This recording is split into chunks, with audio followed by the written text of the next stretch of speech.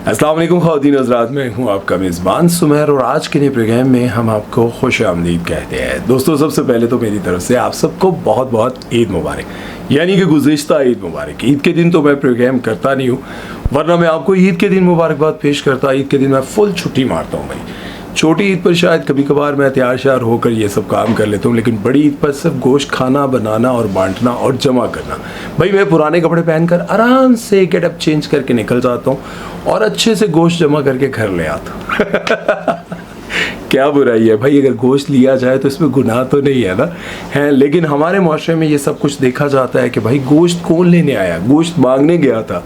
ये चीज़ें नोटिस की जाती है। नोटिस होता है, नोट होता है, क्या होता है यार, ज़रा बताया करो। मेरी इंग्लिश जो है ना बहुत आला किस्म की है।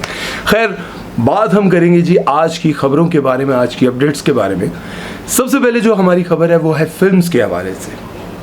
आप सबको पता है कि इस ईद पर 3 फिल्म्स रिलीज़ हुई हैं। तीनों पर लोगों की तनकीद भी है, तीनों पर नहीं, एक पर लोगों को लग रहा है कि फ़िल्म बहुत अच्छी है, लेकिन बाकी सारी फिल्म से लोगों को बहुत ज़्यादा मायूसी हुई है। सबसे पहले हम बात करेंगे फिल्म साइको के बारे में। साइको फिल्म के बारे में आप सबको पता है कि बहुत ज़्यादा पब्लिसिटी की गई, बहुत ज़्यादा क्या कहते हैं, कंट्रोवर्सीज़ बनाई गई। जिस तरह से मीरा जी इरशाद भट्टी के पॉडकास्ट में आई, वहाँ पर कंट्रोवर्सी बनाई गई। और उससे पहले उन्होंने क्या किया कि पॉडकास्ट से एक दिन पहले जानबूझकर पॉडकास्ट रुकवा दिया गया। फिर उसके बाद सवालात ऐसे हुए। ये सारी चीज़ें इसलिए की गई कि लोग जो हैं जान सकें कि फ़िल्म आने वाली है। और मीरा जी जो कि काफ़ी अरसे के बाद फ़िल्म बनाने जा रही हैं, क्योंकि इस फिल्म को बनने में 4 साल लगे हैं और 4 साल में बहुत मेहनत की गई। लेकिन फिल्म के आते ही लोगों को बहुत ज़्यादा मायूसी हुई। लोगों ने पैसे लगाए, लोगों ने बताया कि हम पूरी फैमिली फ़िल्म देखने गए और फिल्म देखने पर हमारे 10,000 खर्च हुए, 15,000 खर्च हुए, लेकिन हासिल वसूल हमें कुछ नहीं हुआ। अब मैं आपको बताना ये चाहता हूँ कि बेसिकली उस फिल्म में है क्या। मैं आपको स्टोरी नहीं बताऊँगा, बस थोड़ा बहुत मैं आपको गाइड करूँगा कि लोग इस फिल्म पर एतराज़ क्यों कर रहे हैं और क्यों कह रहे हैं कि ये फिल्म अच्छी नहीं है। सबसे पहले ये कहा गया कि इस फिल्म में जो चीख है ना, हर बात पर चीखना, चिल्लाना, साइकोपन, मतलब इस फिल्म को देखने के बाद आप आधे साइको होकर बाहर आ जाएंगे। जब आप 15-16 हज़ार रुपये लगाएंगे, ऑब्वियसली आप जब फैमिली के साथ जाएंगे, वहाँ पर खाएंगे पिएंगे, पेट्रोल डालेंगे, टिकट्स खरीदेंगे। एक अच्छा टिकट 1000-1200 रुपये का है, ठीक है, और बहुत अच्छी किसी जगह जाएंगे तो थोड़ा और महंगा हो जाएगा। तो ऐसा टिकट खरीदने के बाद आप जब इंजॉय नहीं करते, बाहर आते हैं, तो फिर आपको बहुत बुरा लगता है। उसके साथ ये भी कहा गया कि फिल्म साइको में बहुत एक गंदा गाना डाला गया है। इसलिए गंदा डाला गया है कि लोग इसी को देखने के बहाने आ जाएं। भाई आजकल सोशल मीडिया का दौर है, जो ठरकी लोग हैं ना, वो अपने मोबाइल पे सब कुछ देख लेते हैं। तो क्या ज़रूरत है कि फ़िल्म का वो गंदा सीन या वो गंदा गाना देखने के लिए इतने पैसे खर्च करें, ठीक है। उसके बाद जो लोगों ने तनकीद की वो ये की कि भाई मीरा जी की जो एक्टिंग है वो बहुत फ्लॉप किस्म की थी।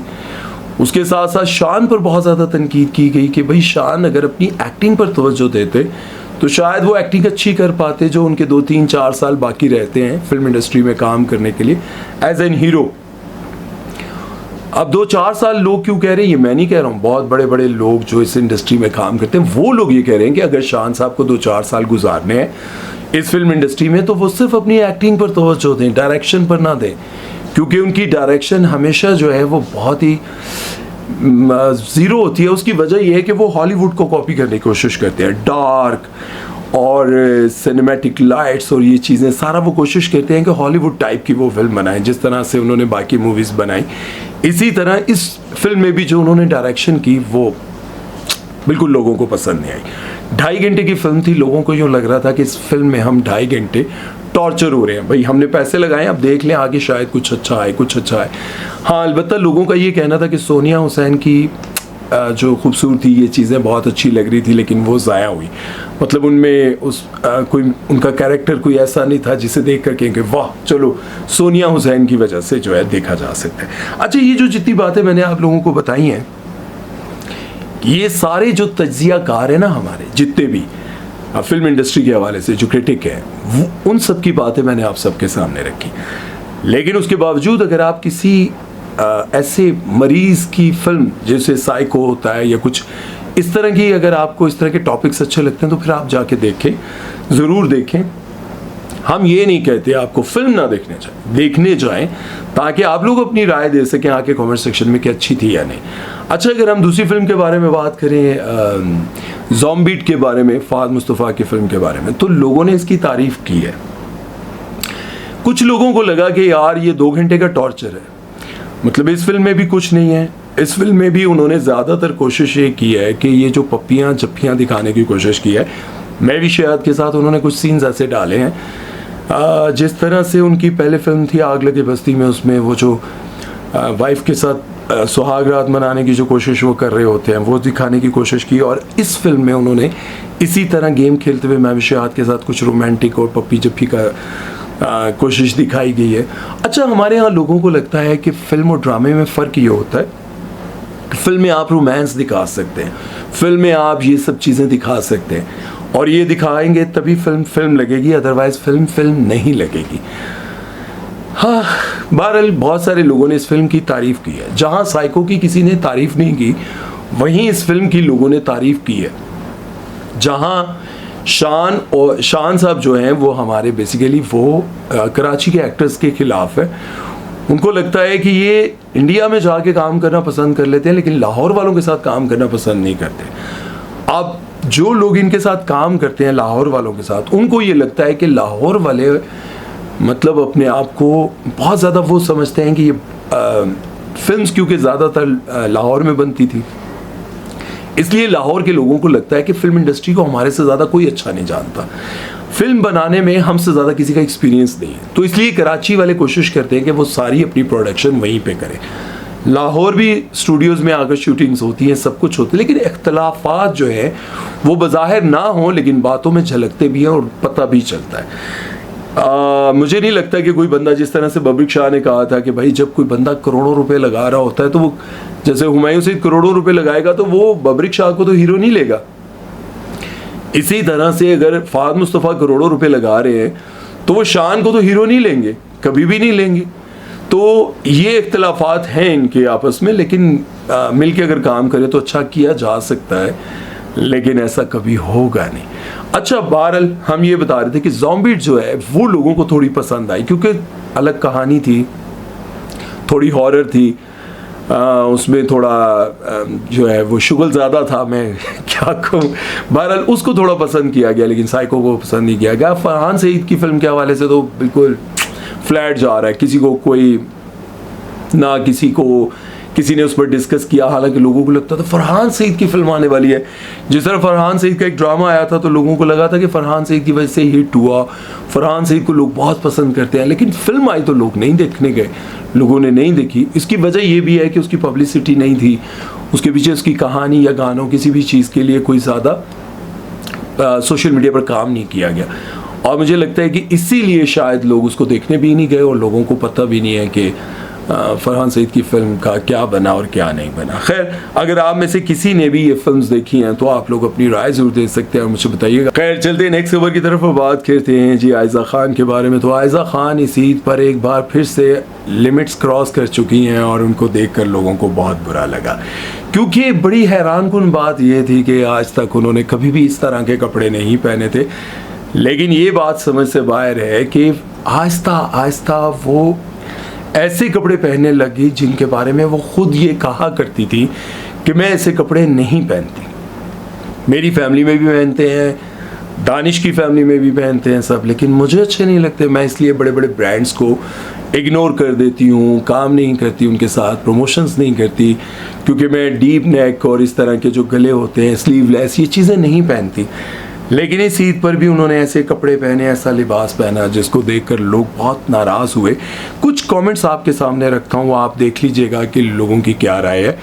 लोग कहते हैं कि मैं इसे इतना लाइक करती थी पर इसकी ड्रेसिंग की वजह से अनफॉलो कर दिया है। अच्छा, ये नजमा इकबाल है, उन्होंने लिखा है। उसके बाद कुछ और लोग लिखते हैं कि दानिश को अच्छा नहीं लगता कि मैं बॉल ड्रेसिंग करूं, तो वाह, ये वही बात है, क्योंकि दानिश, वो निदा यासिर के प्रोग्राम में उन्होंने कहा था कि दानिश को बिल्कुल अच्छा नहीं लगता कि मैं बोल्ड ड्रेसिंग करूं और इसलिए मैं करती भी नहीं हूं। इसके साथ कुछ और लोग ये लिखते हैं कि स्लीवलेस भी नहीं, कुछ ज़्यादा ही लेस पहना हुआ है। ऑब्वियसली वो जिस तरह का कपड़ा था, जिस तरह का उसका वो, जिस तरह कपड़े की बनावट, और वो जो सिल्की कपड़ा होता है वो जब हवा लगती है तो आपकी बॉडी के साथ चिपक जाता है, और जब बॉडी के साथ चिपकता है तो आपके बॉडी के वो सारे पार्ट्स जो कि जिसको अल्लाह ने छुपाने का हुक्म दिया है वो सारे जो है वो नज़र आने लग जाते हैं और वो प्रोमिनेंट होने लग जाते हैं। तो लोगों को लगा कि सिर्फ स्लीवलेस ही नहीं है बल्कि बहुत कुछ लेस है। अच्छा, इसके साथ कुछ और लोग भी लिखते हैं जी कि आयज़ा खान से तो स्लीवलेस पहना नहीं जाता था, अब कैसे पहन लिया। अच्छा, इस तरह के बेशुमार कमेंट्स हैं, बहुत सारे लोगों ने बदतमीज़ी भी की हुई है। अब मसला ये है कि लोग कहते हैं कि तुम लोगों को क्या तकलीफ़ है, ये जो हमारे स्टार्स हैं वो कहते हैं कि तुम लोगों को क्या तकलीफ़ है, हम जो मर्ज़ी पहने। ये बात भी सच है कि हम लोगों को क्या तकलीफ़ है, हमें या आवाम को क्या तकलीफ़ है। लेकिन आवाम जो आपकी तारीफ़ें करते हैं हमेशा ये कहते हैं वाह आयज़ा क्या एक्टिंग किया है, वाह आयज़ा। और जिन फॉलोअर्स की बेस पर आपको प्रमोशंस मिलती हैं, जिन फॉलोअर्स की बेस पर आपको काम मिलता है, जिन फॉलोअर्स के पसंद करने पर आपका ड्रामा हिट होता है, वही लोग आपको सजेस्ट करते हैं कि आप ऐसे कपड़े ना पहने। बहरहाल आप लोगों ने देखा, अब आप इस बारे में क्या कहते हैं, आप लोगों अपनी राय कमेंट सेक्शन में ज़रूर दीजिएगा। और आपकी राय के बगैर ये चैनल बिल्कुल फारिग है। मैं तो ये कहता हूँ कि आयज़ा जी आप बहुत प्यारी हैं, अल्लाह ने आपको हुस्न दिया, अल्लाह ने आपको शोहरत दी, पैसा दिया, क्या ज़रूरत है कि अपने लाइफ इतना अच्छा कैरियर गुजारते हुए, इतना अच्छा काम करते करते आप यहाँ पहुँच जाइए। मेरा ख्याल है कि आपको थोड़ा बहुत ब्रेक लगानी चाहिए ऐसे कामों से जिन कामों से लोग नाराज़ होते हैं। खैर चलते हैं नेक्स्ट खबर की तरफ, बात करते हैं जी मोमना इकबाल के बारे में। तो मोमना इकबाल की शादी हो गई है, अल्लाह उनको सलामत रखे, अल्लाह उनको खुश रखे। लेकिन इस शादी के हवाले से एक पॉडकास्ट में खलील रहमान कमर साहब से पूछा गया कि ये जो मामला हुआ है मोमना इकबाल का और ये सारा, इस पे कुछ लोगों की राय थी कि हरेसमेंट है, कुछ लोगों का था कि ये जो है खुद ज़ाती तौर पर वहाँ जाती रही, उनके फार्म हाउस पर उनके साथ मिलती रही, ये सब कुछ। तो आपका इस बारे में क्या कहना है? तो उन्होंने ये कहा कि भाई सबसे पहले तो पाकिस्तान, इस्लामी जमहूरिया पाकिस्तान जो नाम है ना, उसके साथ से इस्लामिक जमहूरिया हटा देना चाहिए।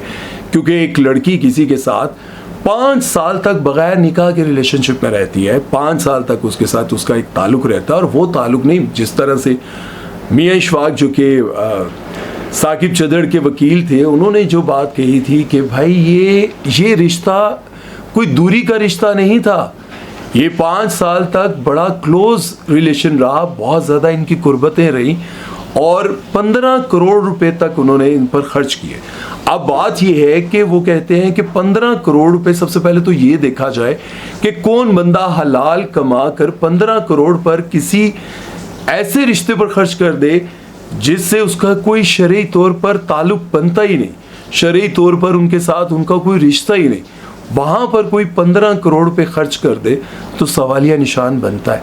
अच्छा, इसके साथ उन्होंने ये भी कहा कि पाकिस्तान में ये सब चीज़ें नॉर्मलाइज की जा रही है, और आपको पता है कि बहुत सारी बेशुमार ऐसी लड़कियाँ हैं कि जिनके पास ना तालीम है, ना तालीम है, ना उनके फैमिली बैकग्राउंड स्ट्रॉन्ग है, ना कुछ, लेकिन एक हुस्न की नामी चीज़ उनके पास है, हुस्न है। उसके साथ साथ उनके पास फिर बड़े मोबाइल्स भी हैं, 5-5, 7-7 लाख रुपए का उनके पास मोबाइल होता है, उसके साथ साथ उनके पास ब्रांडेड कपड़े होते हैं, गाड़ी होती है, और वो बड़ी ज़बरदस्त लाइफ गुजार रहे होते हैं। तो सोचने की बात यह है कि उनके पास ये सब कुछ कैसे आता है, कहाँ से आता है।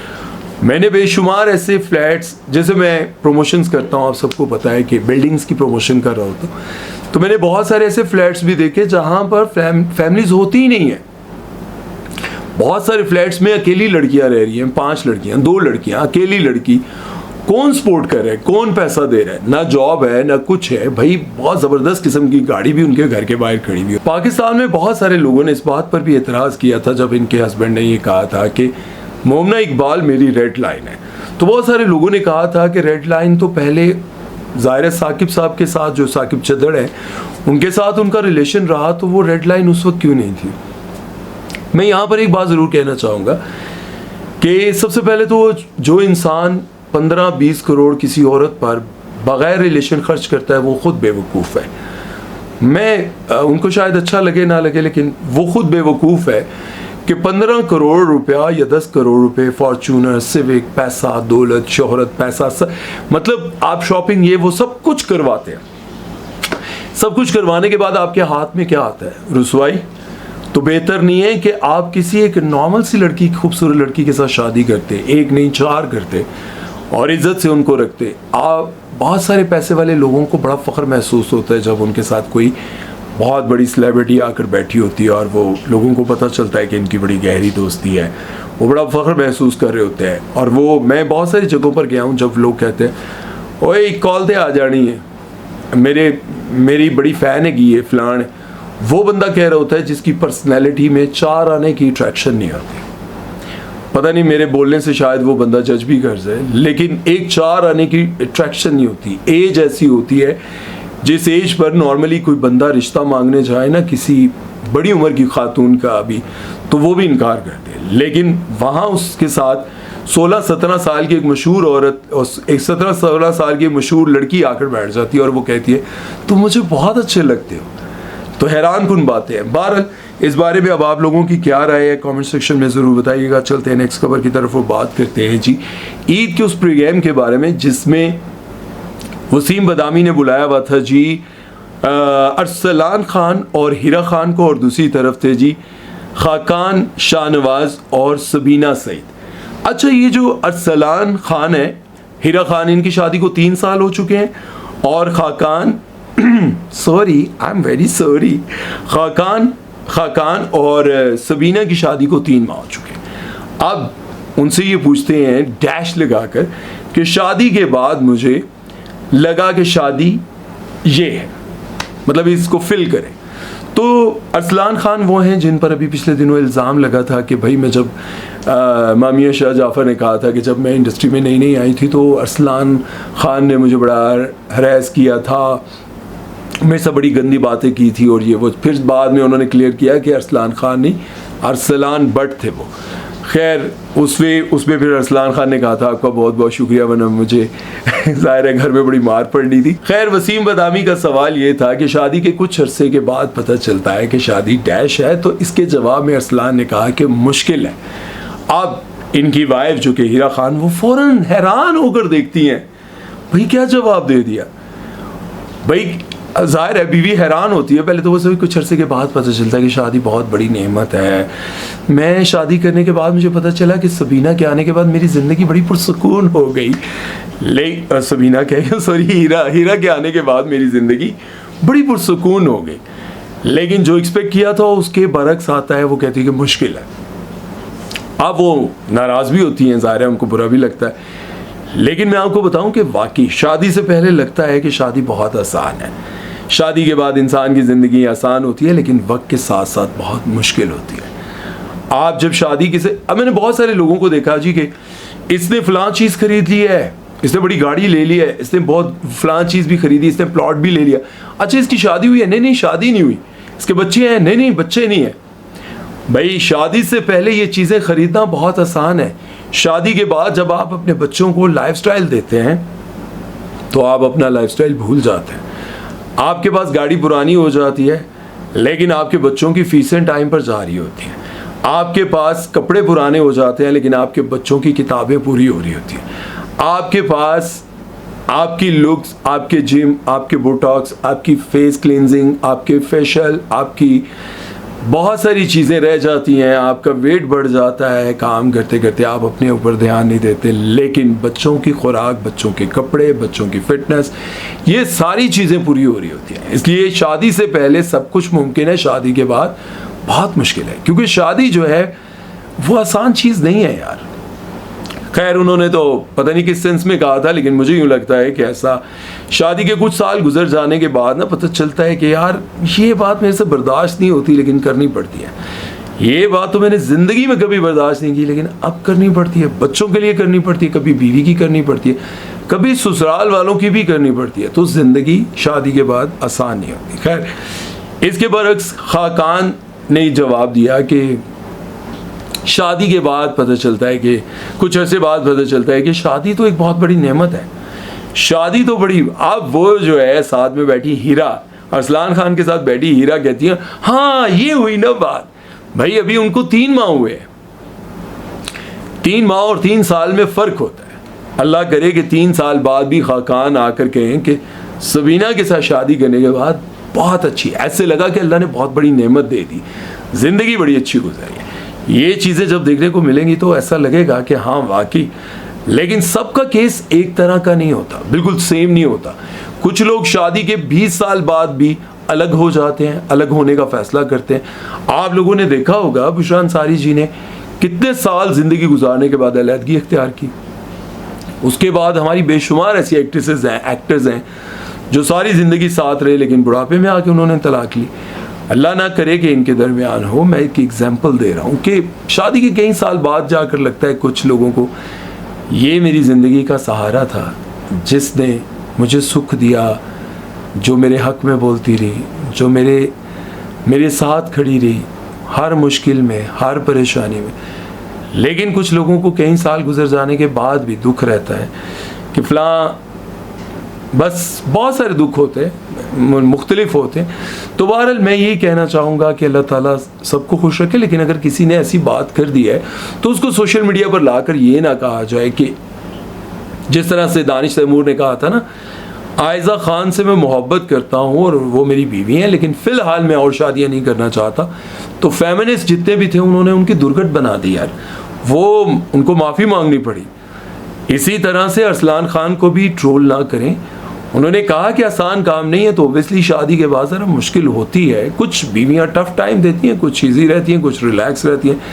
कुछ के साथ शादी करके बंदे को लगता है कि ज़िंदगी अज़ाब बन गई और कुछ के साथ शादी करके लगता है कि ज़िंदगी जन्नत बन गई है। तो बस ये कुछ ख़ास बातें थी, ख़बरें थी जो मैंने आपके सामने रखी। इसके साथ एक और ख़बर ऐड यहाँ पर कर देते हैं, वो है जी बुशरा अंसारी जी की। तो बुशरा अंसारी जी कहती हैं कि मुझे बहुत बुरा लगता है जब एक मर्द ट्रांसजेंडर बन के औरत बनकर लोगों को हंसाना चाहता है।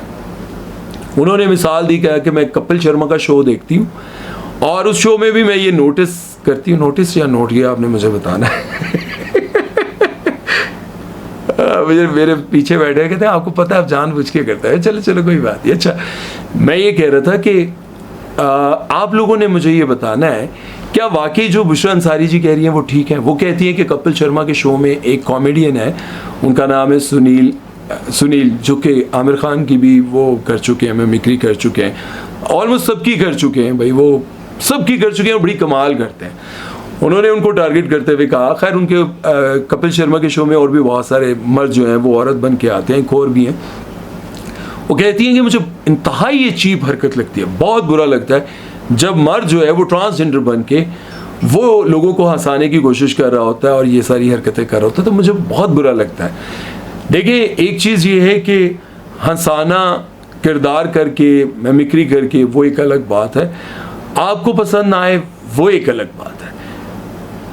मैं हमेशा अपनी वीडियो में एक भी बात ज़रूर कहता रहता हूँ कि यार शरीयत जो कहती है वो तो एक अलग चीज़ है। कभी मर्द औरत का रूप ना धारे, क्योंकि ये बहुत बुरा समझा जाता है, गैर मुनासिब समझा जाता है। लेकिन जिस फील्ड में ये लोग काम कर रहे होते हैं वहाँ पर बहुत सारे लोग जो हैं, अभी बुशरा अंसारी जी ने एक ड्रामे में हिंदू का किरदार अदा किया, बहुत सारे लोगों को बुरा लगता है, बिंदिया लगाना ये सब कुछ।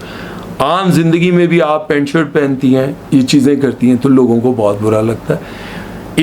अच्छा ये ज़्यादा पर्सनल ना हो जाए यार कि बुशरा आपा नाराज़ ना हो जाए, मैं एक एग्जांपल दे रहा हूँ कि जिस तरह से बुशरा आपा पैंट शर्ट पहनती है तो लोगों को बहुत बुरा लगता है कि भाई आप इस उम्र में ये पजामे और ये चीज़ें पहनती हैं और फिर आप कहती हैं कि भाई मैं इस एज में फिट लगती हूँ, चल सकती हूँ, भाग सकती हूँ, तुम्हें क्या तकलीफ़ है। तो हम कहते हैं बिल्कुल ठीक कह रही हैं। इसी तरह से ये इस फील्ड का एक हुस्न है कि एक फनकार है जो लड़की भी बन जाता है, लड़का भी बन जाता है, बुढ़ा भी बन जाता है, जवान भी बन जाता है। असल में जो उनको गुस्सा आया वो इस वजह से आया क्योंकि आप सबको याद होगा बुशरा अंसारी जी की मिमिक्री की थी वहीद लाला ने। वहीद खान लाला ने जब मिमिक्री की थी तो वो बहुत चीप उनको लगा। उसकी वजह यह है कि उन्होंने मिमिक्री से ज़्यादा उनको टारगेट किया था उस शो में। रूबी एनम को भी लिया था, रूबी एनम ने ये कहा वो कहा, और उसके साथ साथ उनके बारे में ये भी कहा कि आप जब से इंडस्ट्री में आई हैं लड़ाइयाँ बहुत होती हैं, आप लड़ाइयाँ बहुत करवाती हैं, इस तरह के वर्ड्स यूज़ किए गए थे। और मुझे लगता है उन्होंने उसी चीज़ को टारगेट करते हुए कहा था कि ये सब चीज़ें मुझे अच्छी नहीं लगती। हालांकि उन्होंने सारी ज़िंदगी खुद मिमिक्री की, बहुत बड़ी बड़ी आर्टिस्ट जितनी हमारी गुलकार थी, फनकारा थी, उन सब की। और कुछ लोगों को बुरा भी लगा उस वक्त में, उन्होंने कहा भी कि बुशरा अंसारी ने बहुत गलत हरकत की। लेकिन क्या है कि इस फील्ड में, इस इंडस्ट्री में जहाँ हम काम करते हैं, ये उस काम का हिस्सा है, और जब काम का हिस्सा है तो फिर सब करेंगे, ऑब्वियसली करेंगे। और आप इस बारे में क्या कहते हैं? अच्छा, ये भी मैं बताऊं, बहुत सारे ऐसे क्लिप्स मिल जाएंगे जहां बुशरा अंसारी जी जहां काम करी हूँ वहां पे ट्रांसजेंडर का भी किरदार हो किसी ड्रामे में। मैं देखूंगा, अगर मेरे एडिटर को मिला तो मैं वो भी लगाऊंगा कि आपने तो फलां सन में फलां जगह पर किसी ड्रामे में इस तरह का किरदार किया है, मतलब खुद नहीं किया, आपके साथ फलां एक्टर ने ये किरदार किया है, तो आपने उस वक्त क्यों नहीं एतराज़ किया, क्यों नहीं मना किया। बहरहाल आज तक के लिए इतना ही प्रोग्राम मैं बोल बोल के आप सबके लिए खबरें पहुंचा कर थक गया। अपना ख्याल रखिएगा, खुश रहें, आबाद रहें, ईद आपकी अच्छी गुजरी हो, मेरी दुआएं आपके साथ हैं। आप लोग अपना ख्याल रखा करें, खुश रहा करें, हंसते मुस्कुराते रहा करें, और हासिदीन से दूर रहा करें। बस हमेशा की तरह मैं आपको ये कहता हूँ, तो हासिदीन से जितना दूर रहेंगे, जो आपको तपाने वाले सताने वाले लोग हैं, उनसे जितना दूर रहेंगे आप खुश रहेंगे। ख्याल रखें, दुआ में याद रखिएगा। अल्लाह हाफिज़।